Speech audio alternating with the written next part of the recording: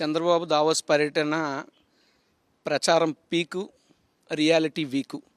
Chandrababu Davos పర్యటనకి ఈరోజు రాష్ట్ర ప్రజలంతా ఏం మాట్లాడుకుంటున్నారంటే, రాష్ట్రంలో సూపర్ 6 హామీలు ఇవ్వండి మా ప్రభు అంటే, అసెంబ్లీ సమావేశాల్లో ఫిగర్స్ చూస్తే నాకు మతిపోతుంది, ఒక భయం కలుగుతుంది అన్నాడు. మరి ఈరోజు దావోస్ వెళ్ళి అన్ని కోట్లు ఖర్చు పెట్టడానికి ధైర్యం ఎక్కడి నుంచి వచ్చిందని చెప్పి అనుకుంటున్నారు.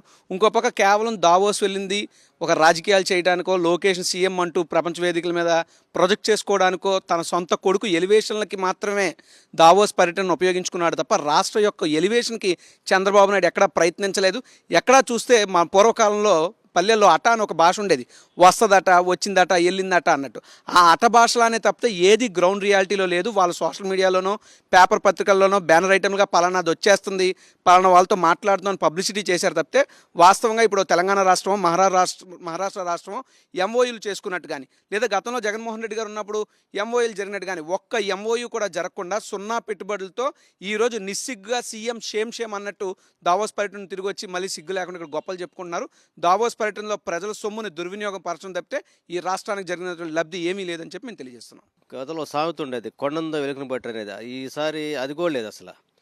చంద్రబాబు నాయుడు, లోకేష్ గారు దావోస్ పర్యటన ఎంతో ఆర్భాటంగా అక్కడ పోయి వాళ్ళు చేసిందంటే పెట్టుబడులు అట్ట పక్కన పెడితే ఒకళ్ళు పొగుడుకోవటం, పెంచుకోవడం జరిగింది. అదేవిధంగా అంటే చింత తెచ్చిన పులుపు చాలదన్నట్టుగా వాళ్ళు ఈరోజు జగన్మోహన్ గారెడ్డి మీద ఆడిపోసుకోవడం తప్ప వాళ్ళు చేసిందే లేదు. అంటే పారిశ్రామికవేత్తలు ఆంధ్రప్రదేశ్ భయపడతారని చెప్పేసి, అంటే వాళ్ళ ఫెయిల్యూర్స్ని జగన్ మీద రుద్దటం అనేది ఇంకా వాళ్ళు గెలిచేవనే దాంట్లో ఇంకా జగన్ గారే ముఖ్యమంత్రిగా ఉండేటువంటి ఒక మేము వాళ్ళకి ప్రతిపక్షం వాళ్ళు పడతా ఉన్నారు. అందువల్ల ఏంటంటే ఇక్కడ ఏంటంటే ఆంధ్రప్రదేశ్లో జగన్మోహన్ రెడ్డి గారు గతంలో పరిపాలనకి ఈరోజు చూసుకుంటే జగన్మోహన్ 2019 నుంచి 24 వరకు ఒక శాశ్వతటువంటి పెట్టుబడులు తెచ్చాడు. ఇక్కడ పోర్టులు కావచ్చు, మెడికల్ కాలేజీలు కావచ్చు, అదేవిధంగా మరి ఉద్దానం సంబంధించి కిడ్నీ బాధలకు సంబంధించి ఎన్నో అభివృద్ధి కార్యక్రమాలు చేస్తే వాళ్ళు ఈరోజు మొత్తం కూడా ఎంతో ఆర్భాటంగా ఏదో చేస్తామని చెప్పి ప్రజలు మోసం అధికారులకు వచ్చినటువంటి వాళ్ళు దావోస్ పోయి చేసింది ఏంటంటే 100 కోట్లు అక్కడ దారబోసి చివరికి ఏమి లేకుండా ఒట్టి పరిస్థితి కనపడతా ఉంది. పూర్తిగా దావోస్ పర్యటనలో ఆంధ్రప్రదేశ్ ప్రజలకు ఉరిగినటువంటిది ఏమీ లేకపోగా అపాస్పోయినట్టుగా కనపడతా ఉంది. పూర్తిగా పబ్లిసిటీ స్టంట్గానే కనపడుతుంది తప్ప దావోస్ వెళ్ళి చంద్రబాబు నాయుడు మొత్తం ఫ్యామిలీ ఏం చేసింది లేదు. చివరికి అటుకులు లేదంటే అప్పడాలు తయారు చేసే కంపెనీలు కూడా తీసుకురాలేకపోయాడు చంద్రబాబు నాయుడు గారు. ఇది పూర్తిగా వైఫల్యం. ఆయన అడావడి చేస్తాడు, పబ్లిసిటీ చేస్తాడు తప్ప ఏమీ ఉండదనేది తెలిసింది.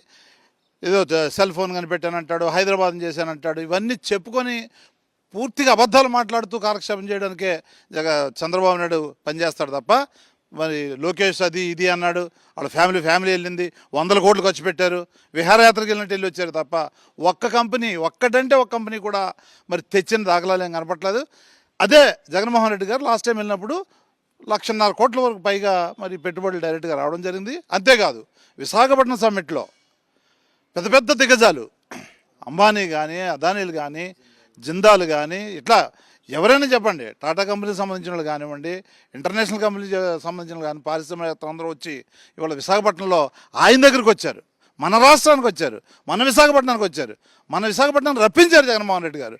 లక్షలాది మరి కోట్ల పెట్టుబడులు ఆ రోజు సైన్ అయినవి అన్నీ ఇవాళ మరి తండ్రి కొడుకులు ఇద్దరు కూడా వెళ్ళడం, రిబ్బన్ కట్ చేయడం, నేను తెచ్చాను చెప్పి ఊతలు కొట్టుకోవడం. విశాఖపట్నంలోనూ అదే జరిగింది, అదేవిధంగా కర్నూలు జిల్లాలో కూడా అదే జరిగింది. వీళ్ళు వెళ్ళి మరి సెల్ఫ్ డబ్బా కొట్టుకోవడానికి, పబ్లిసిటీ చేసుకోవడానికి సరిపోయింది తప్ప జగన్మోహన్ రెడ్డి గారికి ఈయనకి కంపారిజనే లేదు. జగన్మోహన్ రెడ్డి గారు నిజంగా సంస్కరణలు కానివ్వండి, పరిశ్రమలు కానివ్వండి, పెట్టుబడులు కానివ్వండి, జగన్మోహన్ రెడ్డి గారు తీసుకొచ్చిన ఇవాళ రాష్ట్రంలో నడుస్తున్నాయి తప్ప వీళ్ళు వచ్చి ఏం చేసింది కూడా లేదు ఈ 6 నెలల్లో. చంద్రబాబు దావోస్ పర్యటన గురించి మొన్న మధ్య ఏదో పేపర్లో వచ్చిన ఆర్టికల్ ఫోటో చూశాను. ఏఐ గురించి డిస్కస్ చేసిన చంద్రబాబు అన్నాడు. అయ్యా, ఆర్టిఫిషియల్ ఇంటెలిజెన్స్ పక్కన పెడితే ఆంధ్రాకి ఇన్వెస్ట్మెంట్ అంటే ఏఐ ఆంధ్రాకి ఇన్వెస్ట్మెంట్స్ ఎన్ని తీసుకొస్తున్నారనే ఒక ముఖ్య విషయాన్ని మీరు చెప్తే బాగుంటుందని రాష్ట్రం అంతా కూడా అడుగుతూ ఉన్నారు. ఇదే దావోస్ పర్యటనకి వెళ్ళిన జగన్మోహన్ రెడ్డి గారు కొన్ని లక్షల కోట్ల రూపాయల పెట్టుబడులు ఎటువంటి హంగామా లేకుండా కంపెనీలు వాళ్ళంతటా వాళ్ళు వచ్చి జగన్ గారితో, ఆంధ్రప్రదేశ్ గవర్నమెంట్ తోటి అగ్రిమెంట్ చేసుకొని వాటన్నిటిని కూడా కార్యరూపం దాల్చే విధంగా 30% నుంచి 40% ఇన్వెస్ట్మెంట్ కూడా కార్యరూపం దాల్చిన సందర్భాలు జగన్మోహన్ గారి గవర్నమెంట్లో ఉన్నాయి. లెగిసిన కాడి నుంచి తన తోక పత్రికలు పెట్టుకొని అహో ఇన్వెస్ట్మెంట్లు ఇహో ఇన్వెస్ట్మెంట్లు అంటూ రాష్ట్రంలో ఎటువంటి డెవలప్మెంట్ లేకుండా మీరే భయభ్రాంతులు చేస్తూ ఉన్నారు రాష్ట్రంలో. ఈరోజు మీరు చూసుకున్నట్లయితే ఇంకా ఇన్వెస్ట్మెంట్స్ ఎక్కడి నుంచి వస్తాయని చెప్పి రాష్ట్ర ప్రజలంతా కూడా అడుగుతూ ఉన్నారు. మేము అడిగేది ఒకటే, రాష్ట్రానికి ఎంత లబ్ధి కూరింది ఈ దావోస్ పర్యటన మూలాన అనే విషయాన్ని మీరందరూ కూడా ప్రతి పత్రికలో కూడా రాసి ఎంత నష్టం జరుగుతుంది రాష్ట్రానికి, ప్రజాధనం ఎంత వృధా అవుతుందనే విషయాన్ని కూడా ప్రజలందరూ కూడా తెలుసుకోవాల్సిన అవసరం ఎంతైనా ఉంది.